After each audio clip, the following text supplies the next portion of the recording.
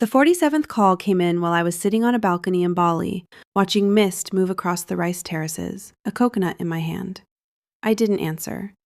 On the table beside my phone sat a walnut box, empty now, still wearing its cream paper at the corners. 3 days earlier, that box had held everything my brother needed to know about who I really was, and exactly how long I'd been paying attention. The screen kept lighting up. Dad, Mom, Rashad, Dad again. By call 47, my father had stopped pleading. My brother was screaming. "You destroyed this entire family, Zora. You destroyed all of us." My name is Zora Montgomery. I'm 32 years old. It started 3 weeks earlier when my brother sent me an email before his wedding. Subject line: 5 conditions for your attendance. I thought it was a joke. Rashad had always been dramatic. I opened it anyway. 5 items, numbered, formatted like a contract, and at the bottom, 1 sentence. Complete all of the above, and maybe then you'll be worthy of standing beside this family. My parents were both copied. My father said nothing. My mother replied with a red heart emoji. "Baby, don't make things difficult." My stomach went cold. Not angry, just cold. I scrolled back through old emails, not sure what I was looking for. Something felt wrong. I wasn't sure what I was looking for until I found it. A message Rashad had sent to his fiancée, Amara, 4 months earlier. "Zora will handle all of it. She always puts family first. She won't say no." He hadn't asked me, hadn't negotiated. He had simply told his future wife, with complete confidence, that I would fund their wedding. Because I always did. I read that once, closed the laptop, booked a one-way flight to Bali. But before I left, I prepared something. Put it inside that walnut box, wrapped it in cream paper, tied it with a silk ribbon, and had it delivered to the resort in Savannah on the morning of the wedding. Rashad was so certain the box contained everything he'd demanded that he opened it at the reception, in front of Amara, in front of her wealthy parents, in front of nearly 200 guests, with a microphone in his hand and a smile on his face. When he lifted the lid, his face went white. When Amara took the document from his hands and started reading it aloud, the band stopped playing. Nobody told them to. They just stopped. Before I tell you what was inside that box and what happened after the 47th unanswered call, I want to ask you something. Have you ever been made to feel, by your own blood, that you were the problem simply because you stopped letting yourself be used? If that lands somewhere real, drop a single dot in the comments, just one. You are not alone.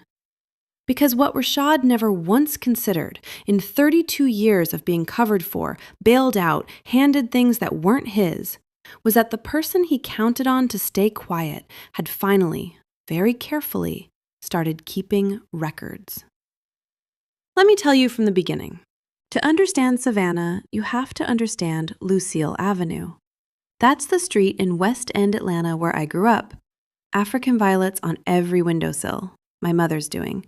She tended those little purple flowers the way some people tend old resentments, with quiet persistence and a lot of selective attention. My father's fedora on the hook by the door, the kitchen always smelling like something on the stove. From the outside, it looked like warmth, and there was warmth in it, real warmth. I want to be fair about that. But there was also a system. Rashad's mistakes were called struggles. My silence was called strength. His failures were temporary. My sacrifices were permanent. He was the dream the family was building toward. I was the ground they built on. I understood this before I had language for it. Kids always understand the architecture of their families before they can name it. When Rashad was 17, he took my father's pickup to a party without asking. Came home after midnight. Clipped the concrete retaining wall at the bottom of the driveway.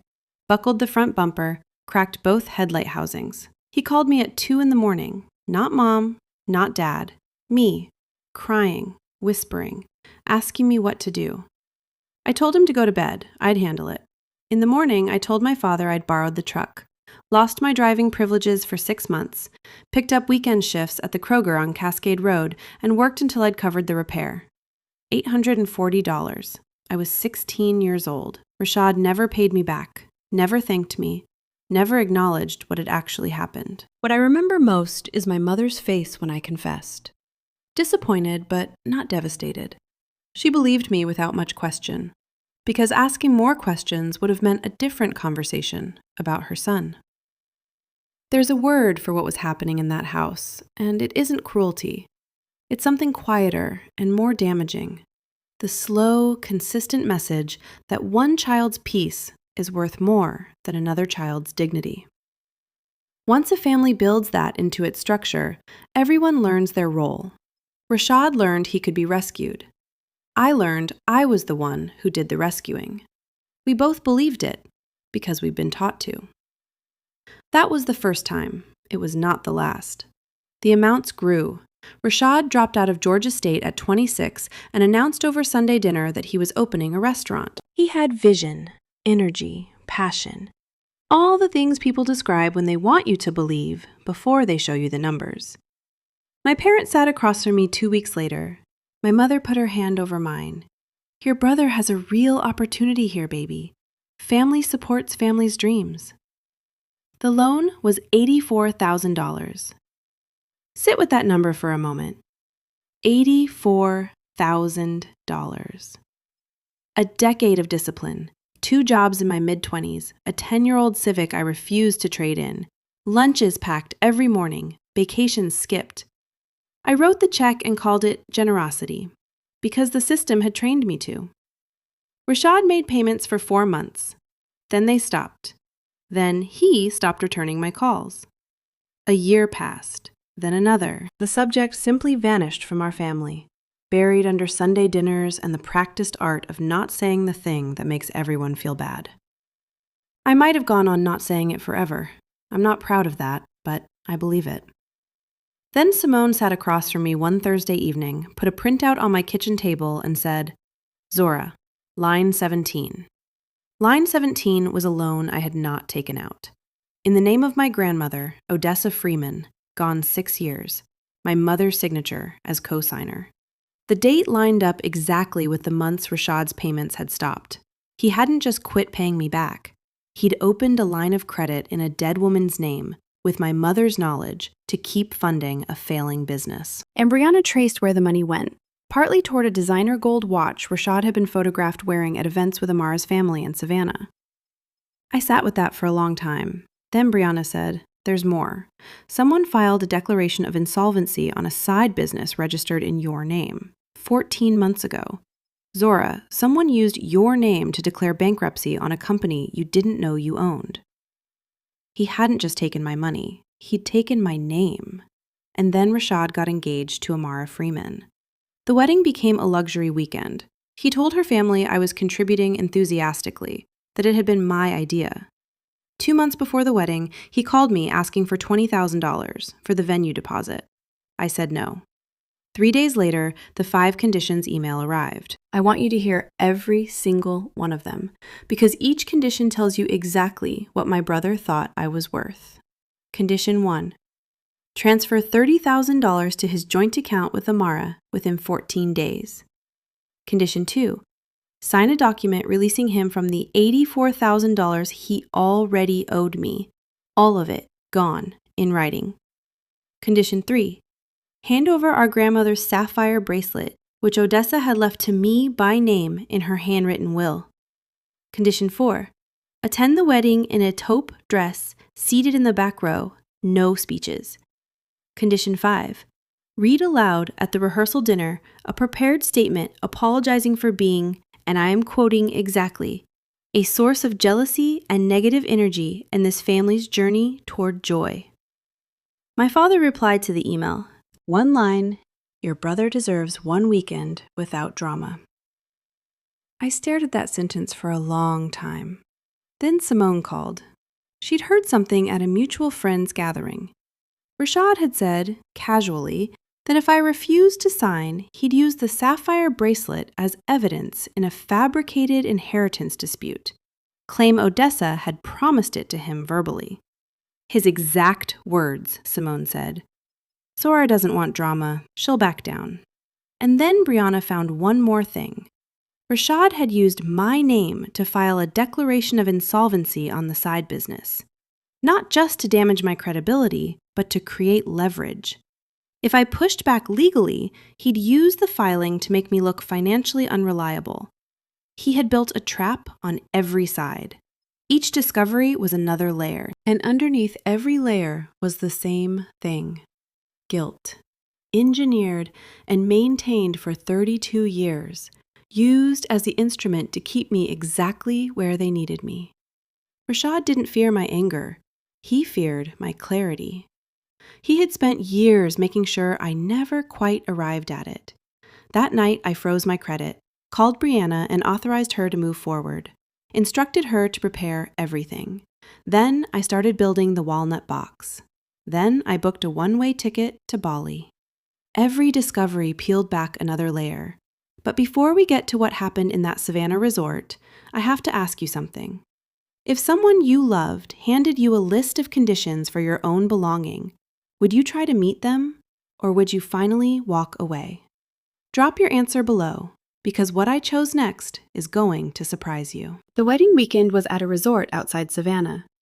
The kind of place where live oak trees line the drive, Spanish moss hanging low, salt air coming in off the water, everything arranged to feel like consequence, like arrival, like the life you always believed you deserved. Amara's family had arranged it. Her father had paid for most of it. 200 guests, a live band, white linen on every table, a 4-tier cake in the lobby. Rashad had told Amara's family that his sister, his successful, devoted younger sister, had contributed enthusiastically to making the weekend possible. He said it more than once, to multiple people. By the rehearsal dinner, it had become part of the story of Rashad and Amara, this touching detail, the generous sister who gave so much to make her brother's happiness happen. Saturday morning, day of the wedding. A delivery arrived at the resort. Cream paper, silk ribbon, a handwritten card in careful penmanship. With love. Inside, the walnut box. Not a check, not the sapphire bracelet, not any gift Rashad was prepared for. On top, a letter, typed, dated, precise. The complete financial history between us. The $840 from the truck. The $84,000 with dates and transfer records. The loan in Odessa Freeman's name, origination date, cosigner, account number. The bankruptcy filed in my name on a business I'd never established. All of it, in order, with documentation. Beneath the letter, a fraud affidavit, already filed, time-stamped. Beneath that, a copy of my grandmother's handwritten will, my name in her careful cursive, the signatures of 2 church witnesses clear as daylight. And at the very bottom, in a small paper sleeve, a USB drive. On that drive was a recording. Legal, one-party consent state, Rashad's voice, speaking to a mutual acquaintance with the relaxed confidence of a man who has never once considered that the people he underestimates might be listening. Once the wedding's done and we're settled with Amara's family, I'll shift everything over. The debt will land on Zora. It always ends up on Zora. Rashad opened the box in the lobby, in front of Amara, in front of her parents, in front of guests gathered near the entrance before the ceremony. He was smiling when he started, wide and easy, that particular smile I'd watched work on rooms my whole life. He thought it was a peace offering, maybe jewelry, maybe a check with enough zeros to signal I'd finally come around. The smile lasted about 4 seconds. Amara was beside him. She reached in first. The letter was on top. And she started reading before Rashad could process what was happening. First paragraph. Second. Then she stopped. She looked at him, not with anger, something quieter. The expression of someone watching the ground move beneath them and deciding, in that exact moment, to stay standing. Did she actually authorize these transfers, Rashad? Or did you do it yourself? The lobby went very quiet. Rashad said it was complicated. Said I'd always resented his success. Said I was jealous, that the 5 conditions email had been a necessary boundary with a difficult sibling, that I had a history of making things about myself at critical family moments. Amara's father walked over. Large man. Deliberate. The kind of stillness that comes from being listened to for a long time and no longer needing to raise his voice to make a room pay attention. He picked up the USB drive from the bottom of the box, looked at it, looked at Rashad, looked at his daughter. Then he turned to the resort's head of security. I need this family escorted from the property. The family, he meant, was the Thornton family. Rashad in his tailored tuxedo, my mother in her best church dress, my father in his long-sleeved shirt and his fedora. All of them walked out of a Savannah resort on a Saturday morning in their wedding finest through a lobby full of 200 guests who had come to witness a celebration. The band stopped playing. Nobody told them to. They just stopped. Amara stood in the lobby after the Thorntons were gone, still holding the letter. Then she reached down, slowly, and took the ring off her finger. Set it on the edge of the walnut box. The 4-tier cake sat untouched. The string lights over the garden were still on. What collapsed in that lobby wasn't just a wedding. It was a performance that had finally run out of audience. Rashad had spent years managing perception, charming Amara's family, performing generosity he didn't have, borrowing other people's reputations to paper over his own. People like Rashad don't operate from pure malice. They operate from a deep, unexamined belief that the world owes them the version of themselves they've decided to be. The charm is real, in its way. The entitlement underneath it is equally real. And when those two things collide with actual truth in a public room, there's nowhere left to redirect the story. On my end, the 47th call came in at 9:14 in the morning. I was watching mist roll off rice terraces with a coconut in my hand. The fraud reports were filed. Everything was in Brianna's hands. I turned my phone face down and let it ring. The catharsis of that moment, truth landing in the right room with the right people at exactly the right time, it didn't feel like victory. I want to be honest about that. It felt like pressure releasing, like a breath I'd been holding for 15 years finally letting go of its own weight. But then I made one mistake. That evening, lying in the guest house with frogs outside and a gamelan somewhere down the hill, I pressed play on Rashad's voicemail. What I heard told me the walnut box had only been the beginning. Rashad's message wasn't the voice of a humiliated man.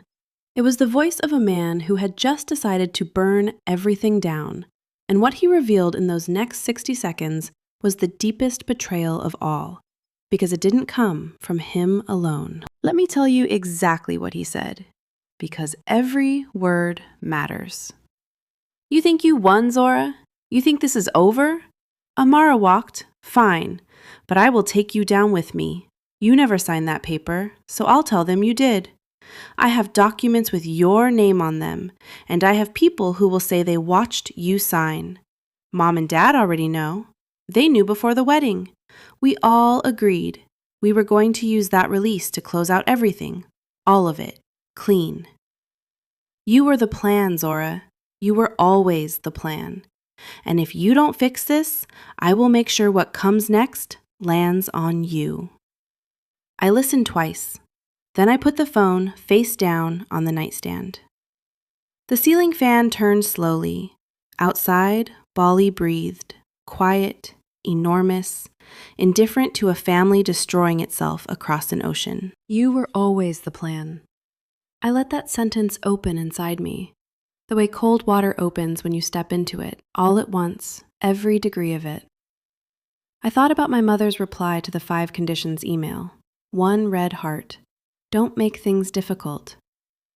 I had built an explanation for that carefully. She was passive. She defaulted to peace. She'd been shaped by a lifetime of choosing harmony over hard conversations. I extended her every grace I had because she was my mother and I needed her to be something other than what she was. But Mom and Dad already know. They agreed. They hadn't been bystanders. They'd been participants. Together, in whatever conversation I wasn't invited to, they had decided that their daughter could absorb the consequences.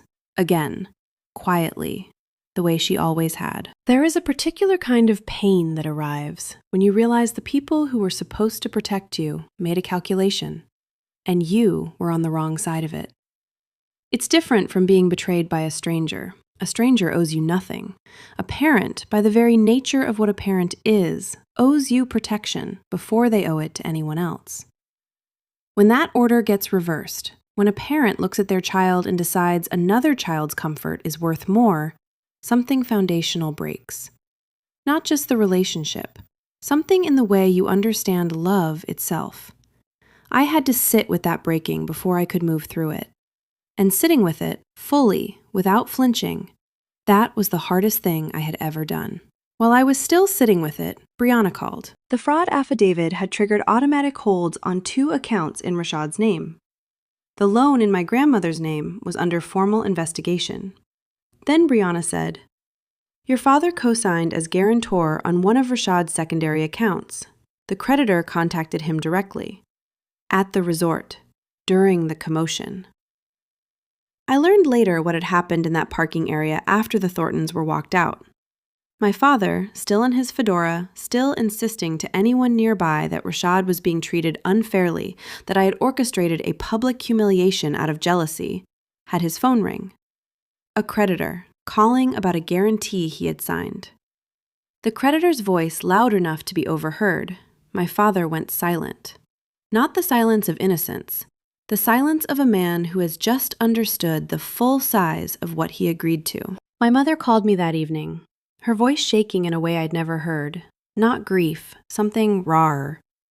"I didn't think he would go this far. I never thought..." I listened. I didn't fill the silence for her. Rashad called again, not a voicemail, a live call. I didn't answer. The missed call notification just sat on my screen, a small, inert fact about who he still believed he was. Amara reached out through a mutual contact the next day. She was at her parents' house in Savannah, asked if she could speak with me. I called her from a cafe in Ubud, morning light through open windows, a bowl of papaya in front of me. "He told me you offered," she said, "that your whole family had decided together." "I know," I said. "How long has it been like this?" I thought about it before I answered. The 16-year-old at the Kroger on Cascade Road, counting weekend earnings, the credit report, the 5 conditions with my parents copied in and my mother's red heart already waiting. The sentence on the USB drive. It always ends up on Zora. "A long time," I said. Silence. Then, quietly, "Thank you for the box." I hadn't sent it to save her. I'd sent it to save myself. But in saving myself, I'd given her something she wouldn't have found any other way. The truth, on time, before everything was signed and sealed. What strikes me now, looking back, is how Amara responded. She didn't collapse, didn't reach for a version of events that was easier to hold. She looked at what was true, and she chose it, even though it cost her everything she had planned for. Most people, when their whole future is challenged in a single moment, reach first for the story they already believe. Amara reached for the truth instead. And that one choice was what left her walking out of that lobby with her dignity intact. That's the thing about truth. It doesn't only serve the person who tells it. But what I still had to face, the part no walnut box could do for me, was waiting back in Atlanta. Coming home was going to require something Bali couldn't give me, the kind of courage that doesn't arrive on a one-way ticket, the kind you have to build, quietly, in the ordinary rooms of your own life. I came home on a Thursday, Hartsfield, Jackson, just before noon. Atlanta in early November, that specific quality of light when the leaves are mostly gone and the sky is almost aggressively blue, and the city looks clean in a way that costs something. Bare branches against that blue. Low winter light cutting sideways across parking decks and overpasses, the city honest about its geometry in a way it isn't in summer. Ride share to Cascade Road. Sat on my couch for an hour without unpacking. Just listened. Refrigerator humming. A car outside. A dog down the block. My own breathing. I had been gone 11 days. 11 days in Bali while my family left 47 calls, then 50, then stopped counting. 11 days of rice terraces and frangipani and gamelan music drifting up from the valley at night, while the family I had spent my whole life holding together came apart without me there to absorb it. I had expected to feel guilty about that. I kept waiting for the guilt to arrive the way it always had.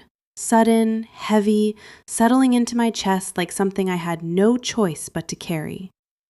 It didn't come, and the absence of it was stranger than the guilt ever was. 3 days after I got home, I drove to Lucille Avenue. I want to tell you I arrived composed, that Bali had resolved everything into clean, final peace. That's not true. My hands were a little unsteady on the wheel. I sat in front of that house for 6 full minutes before I could make myself get out. 6 minutes staring at the same front door I had walked through my entire life. The African violets just visible through the window, my father's car in the driveway, the porch light on even though it was the middle of the afternoon. Some part of me still loved that house. That's the thing nobody tells you about families like mine. The love is real. It runs alongside everything else, alongside the system, alongside the silence, alongside 32 years of being the ground instead of the dream. The love doesn't cancel any of it out. It just makes it harder to name. I got out of the car. My mother opened the door before I knocked. Burgundy cardigan, small gold buttons, her church one, African violets still on the windowsill behind her. Hair freshly done, the soft curls she'd kept the same way my whole life. She looked smaller than I expected. Only 11 days had passed. She looked smaller. She opened her arms. I took one step back, not with anger, not dramatically. One quiet step, the distance of one honest breath, the space that had always existed between us, now finally visible between us like something that had always been there, but that we had both agreed not to see. Her arms lowered slowly. Her hands came together in front of her, the way they do in church when the pastor says something that lands close to home. Her eyes moved across my face, searching for something, the old Zora, maybe, the one who would have stepped forward, the one who would have made it easier. I wasn't her anymore. "Mom," I said, "before anything else, I need to ask you something, and I need the truth. Did you know about the legal release in that apology script? Did you know if I'd read it aloud, I would have signed away every right I had?" The pause was long. The African violets didn't move. The refrigerator hummed somewhere in the back of the house. A car passed slowly outside, long enough to be its own answer. Then, barely above a whisper, "I knew there were papers, but baby, I thought you were strong enough to handle whatever came after." Something moved through me at that sentence. Not the hot rush I had expected. Something slower and more permanent, like watching a door close in a room you have spent your whole life trying to keep open. "Mom, my being strong is not consent to being harmed." She started to cry. Quietly, the way my mother cries. Contained, turned slightly inward, like even her grief is something she doesn't want to inconvenience anyone with. And I felt for her, genuinely, in the complicated way you feel for someone who has loved you imperfectly your whole life and is only beginning to understand the cost of that imperfection. What she revealed in that sentence, "I thought you were strong enough," is something I have turned over many times since. It is a particular kind of failure that doesn't announce itself as failure. In her own mind, she believed she was paying me a compliment. But what she was actually doing was using my resilience as permission to let me be harmed. That is what families sometimes do with their strongest members. They treat endurance as consent. They confuse the ability to survive something with the willingness to accept it. And no one ever stops to ask whether the strong one is only strong because no one ever gave her the option of being protected. I had been the strong one since I was 16 years old. And it had never once occurred to anyone in that house to protect me instead. I didn't say any of that. I just stood in the doorway and let the silence hold what words couldn't. We sat at the kitchen table, African violets on the windowsill, kettle on, everything exactly as it had always been. Everything changed. I laid out my terms, not conditions. I was done with conditions. terms. I would not discuss Rashad's legal situation. That belonged to the courts. She was not to come to my apartment without calling first. If she wanted a relationship going forward, it would need to be one that saw me. Not the useful version, not the absorptive version, not the one who could be handed papers and trusted to sign because she was strong enough for whatever came after. The actual me, with actual limits, with a life that belonged to herself. My mother listened without interrupting. That was new. In the old version of our family, this conversation would have been redirected within 2 minutes, softened, reframed, turned into something more comfortable. She would have found a way to make it about Rashad's pain, or about keeping the family together, or about what my grandmother would have wanted. She didn't do any of that. She just sat there and listened. And when I finished, she looked down at her hands for a moment and said, very quietly, "I hear you, baby." 3 words, not an apology, not an explanation, just 3 words that told me she finally understood the difference between hearing someone and making them feel heard. It wasn't enough, but it was something. And something, after 32 years of nothing, lands differently than you'd expect. My father came in from the back of the house partway through, sat down without speaking. He had aged since the resort, or maybe I was finally seeing what had always been there. The narrow face, the mustache going silver, the careful posture of a man who has spent a lifetime protecting the image of a family he didn't actually see clearly. The creditors' call at the resort had started a much longer process for him. Financial, yes, but something harder to name too. The particular reckoning that comes when a man realizes the son he spent decades protecting used his own name as collateral for a fraud. He didn't apologize, but he sat there. He listened. And when I described the loan in my grandmother's name, Odessa, who raised my mother, who kept her handwritten will in a shoebox and left a sapphire bracelet to the granddaughter who always listened, my father's eyes dropped to the table. Slowly, without a word. I held on to that. Not as absolution, as a first true thing from a man who had spent too long trading in comfortable fictions. I drove home to Cascade Road, heated soup, sat by the window and watched evening come down over Atlanta. Streetlights clicking on one by one down the block, music drifting up from somewhere, a couple walking a dog on the opposite sidewalk, laughing about something I couldn't hear. The city doing what cities do, continuing. Enormous, unhurried, entirely indifferent to the particular shape of one woman's grief. I sat there for a long time, not thinking, just present, just breathing inside a life that, for the first time in as long as I could remember, felt like it actually belonged to me. As for Rashad, the courts moved forward. Brianna was thorough. The fraud affidavit, the documentation, the recording, the forged documents he had threatened to use against me, all of it in the right hands, telling a story that didn't require another word from me. The consequences were real, and they were entirely his. I won't catalog them here. What I'll say is that he lost everything he'd built with Amara's family, lost his credibility, lost the easy charm that had carried him through rooms full of people who wanted to believe in him. He lost me, but he'd never really had me. He'd only ever had the version of me he built, the one who absorbed things quietly, the one who was always the plan. That version was gone. Amara met me for coffee in Midtown 3 weeks after I returned. She was composed the way people are when they've moved through something hard and fast because they had the resources to do it. She thanked me, not for the wedding falling apart, for the truth, for the timing, for the fact that it arrived before the ceremony rather than years after. I told her I hadn't sent the box to save her, I'd sent it to save myself. She smiled at that. "I know," she said. "That's what made it trustworthy." Before she left, she reached into her bag and set something on the table between us. The engagement ring. Pushed it toward me.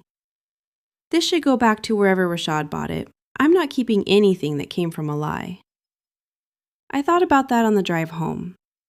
The decision to return something given under false pretenses, to refuse to hold what doesn't honestly belong to you.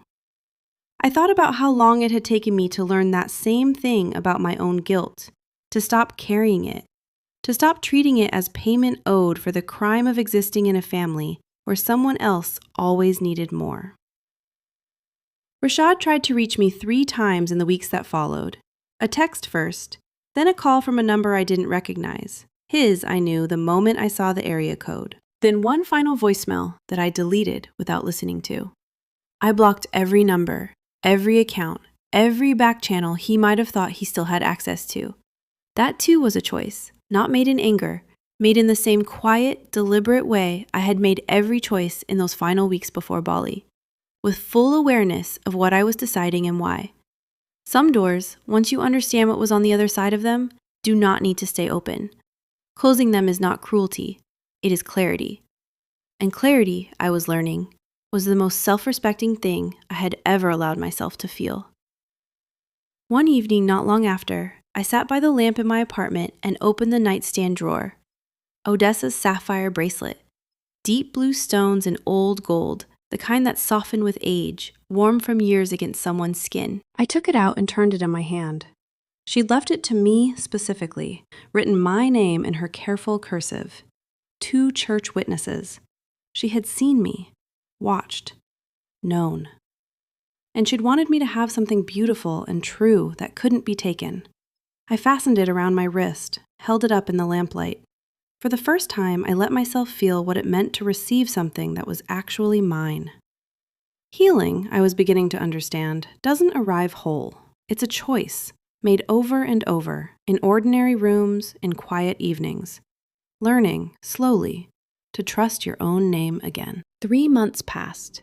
Atlanta moved into winter, and then, slowly, began hinting at spring the way Atlanta does. A warm afternoon showing up without warning in February, then retreating, then someone again. Like a rumor the weather isn't ready to commit to. I kept going to work, kept making chamomile in the evenings, kept having Simone over Sunday nights, cross-legged on my couch, popcorn, pausing whatever we were watching to say something so exactly right that I laughed before I expected to. One Sunday, she pointed at my wrist. You know what I love about that bracelet? It was always yours. Even when he was threatening to claim it, it was just yours. He thought threatening to take it would make me panic, I said. Instead, Simone said, reaching for more popcorn, you shipped him a walnut box. We sat with that. Then we both started laughing, the kind with tears in it, the kind that's holding more than one thing at once. In January, an email from Amara. Through her own attorney, she'd obtained the complete apology script, all 4 pages. She thought I should see it. I almost didn't open it. I was standing in my kitchen on a Tuesday evening, still in my work clothes, a bowl of leftover soup going cold on the counter. The subject line just said, "You need to read this." I stared at it for a long moment. Then I sat down at the kitchen table. The same chair, the same view of Cascade Road going quiet in the January dark, and I opened it. The first 2 pages were exactly what Rashad had framed them as, emotional reconciliation, a sister asking forgiveness, a daughter acknowledging the hurt she'd caused. It sounded almost like me, like the version of me he had studied for 32 years and learned to replicate well enough to be convincing.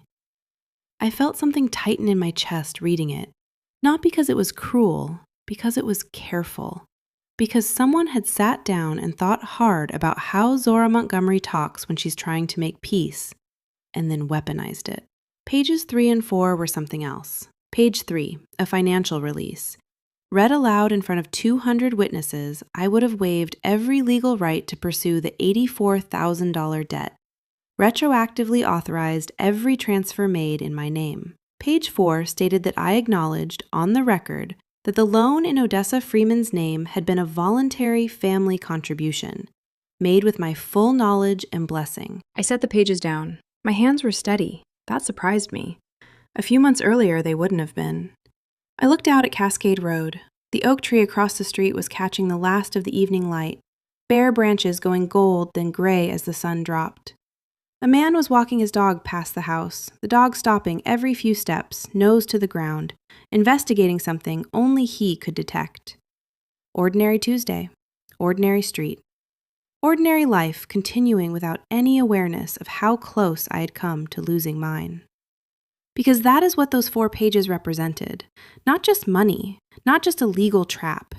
If I had stood at that rehearsal dinner microphone and read those words aloud, in my own voice, with my own inflection, in front of Amara's family and 200 witnesses, I would have handed Rashad everything. Every right, every recourse, every thread of what Brianna had spent months carefully building, and I would have done it voluntarily, publicly, in a taupe dress, seated in the back row, after being made to feel that my presence at my own brother's wedding was a privilege I had to earn.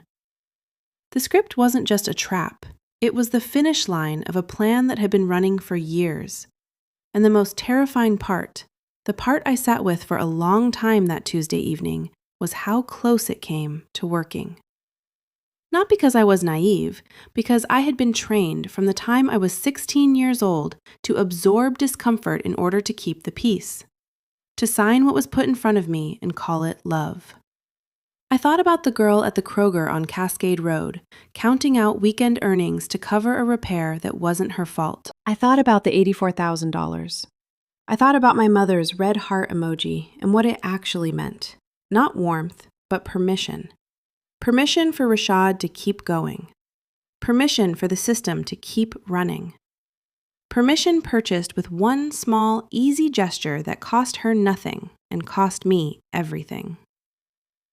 And then I thought about the moment I closed the laptop, picked up my phone, and booked a one-way ticket. Not because I had a plan yet, because something in me had finally decided that I was worth the disruption.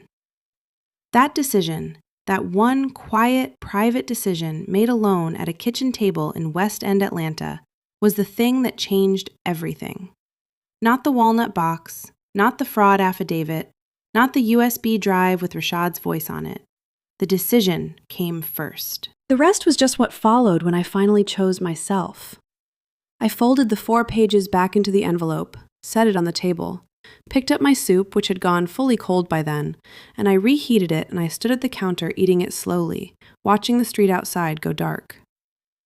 Then I reached for my wrist, turned the sapphire bracelet once in the lamplight. That deep, quiet blue. Odessa had known. Long before any of this, she had known.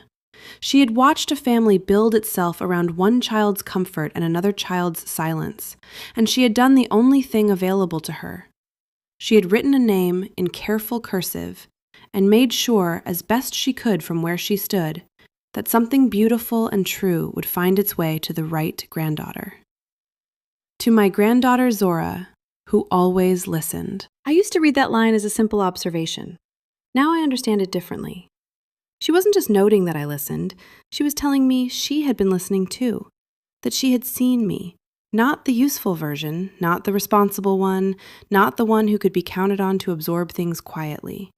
Me, the actual me, underneath all of it.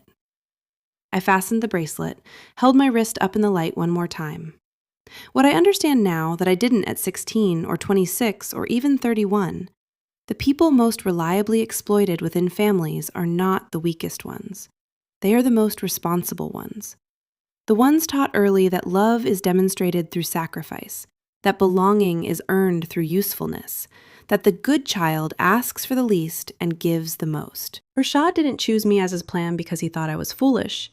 He chose me because he knew I was capable, and he had spent 30 years watching the family confirm that my capability was a resource available to him. The cruelest part of that dynamic is how long it feels like love, right up until the moment it asks you to disappear entirely. Saying no to what was harming me was not a betrayal of my family. It was the first honest act of loyalty to myself I had ever made. And truth, plain in a walnut box, wrapped in cream paper, delivered on time, truth was the most powerful gift I had ever given. It saved me. And it gave Amara the chance to walk away before her life got built on a lie. My relationship with my parents is quiet now. present but careful. We are learning, slowly, how to exist honestly with each other, which is harder and more valuable than existing peacefully.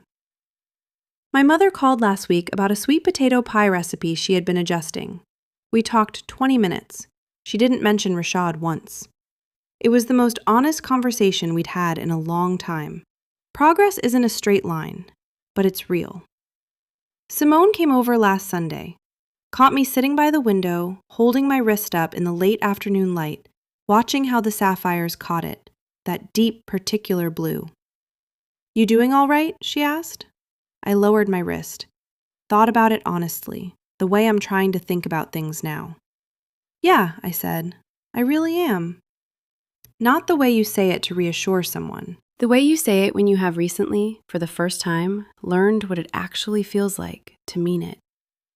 If you're listening to this tonight and something in it found you, the quiet sacrifice, the money given and never returned, the family that loves you but keeps choosing someone else's ease over your dignity, I want to say this plainly. You are not too sensitive. You are not the difficult one. Loving them does not mean you owe them your silence.